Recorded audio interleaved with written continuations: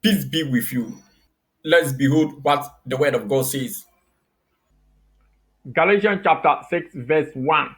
Brethren, if a man is overtaken in any trespass, you who are spiritual, restore such a one in a spirit of gentleness, considering yourself, lest you also be tempted. By the gentleness and meekness of God, the Spirit of God in us gives us the power to utilize madness with strength or power under control, which use faith to yield transport of the soul, divinely balanced in spirit, and to restore, edify, and not to destroy. Moreover, when we come to people, being absent in body from them, less being present with them with the spirit of gentleness, meekness in us, the spirit of God in us uses sharpening according to the power which the Lord has given to us for correction, edification, restoration, and not for distraction. This makes our ways to be present with the people which are weightier and powerful, and our speech contemptible. Therefore, we crucify the flesh with its passion and its desire. For the law of the Spirit of life in Jesus Christ has made us free from the law of sin and death. For what the law could not do in that the law was weak through the flesh, God did by sending his own Son in the likeness of a sinful flesh on account of sin to condemn sin in the flesh, that the righteous requirement of the law might be fulfilled in us who do not walk according to the flesh but according to the Spirit. And if Christ is in you, the body is dead because of sin, but the spirit is alive because of righteousness. But if the spirit of him who raised Christ from the dead dwells in you, he who raised Christ from the dead will also give life to your mortal body through his spirit that dwells in you. Not only that, but also in the gentleness and meekness of God.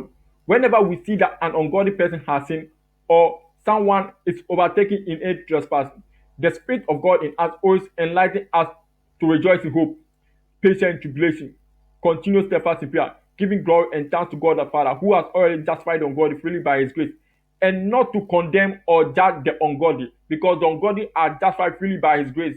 And in this, you who are spiritual, restore such in the spirit of gentleness, considering yourself, lest you also be tempted. In this, whenever we hear or see that an ungodly person has sinned, or an ungodly person is overtaken in any trespass, we do not judge or condemn the ungodly, because the ungodly are justified freely by his grace. And the Spirit of God in us always enlightens us not to rejoice in iniquity, not to rejoice when people are in trouble or when people sin, but to rejoice in hope, patient in tribulation, continuous steadfast in prayer, giving glory and thanks to God the Father, who had already justified the ungodly freely by his grace, and to restore, edify, correct such a person who is overtaken in any trespass, considering ourselves, lest we also be tempted to sin.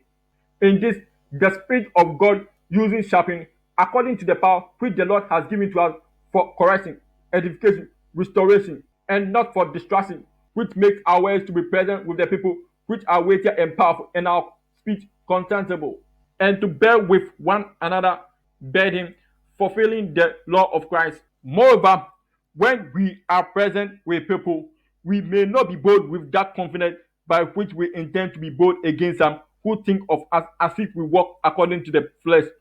For though we walk in the flesh, we do not walk according to the flesh.